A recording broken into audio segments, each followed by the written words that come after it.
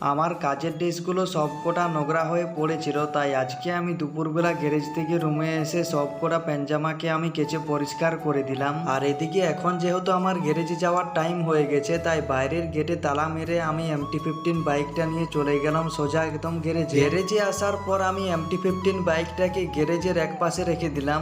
আর এই স্কুটি গাড়িটা অ্যাক্সিডেন্ট হওয়ার পর সামনের চ্যাচিসটা অনেকটা ভেতরের দিকে ঢুকে গেছিল, এই জন্য আমরা হিট মেরে সোজা করার ট্রাই করছি। যাই হোক, এখন বাজে হচ্ছে রাত 11টা আর আমি এই সবে মাত্র গ্যারেজ থেকে রুমে এলাম। আর যেহেতু আজকে আমাকে প্রচন্ড পরিমাণে খিদে পাচ্ছিল, তাই আজকেও আমি গ্যারেজ থেকে আসার সময় রুটি তরকারি তার সাথে দুটো পেঁয়াজি কিনে নিয়ে রুমে চলে এসেছি। আর আজকে যদিও আমার রুটি খাওয়ার ইচ্ছেটা ছিল না, কিন্তু তা সত্ত্বেও আজকে আমাকে রুটি খেতে হলো, কারণ এত রাতে রান্না করে খাবার খাওয়া সম্ভব নয়, তাই আজকে আমাকে বাধ্য হয়ে রুটি খেতে হলো। আর এখন আমি পেঁয়াজি খাই। আর তোমরাও ভিডিওটাতে একটা লাইক দিয়ে চ্যানেলটিকে সাবস্ক্রাইব করে রাখো।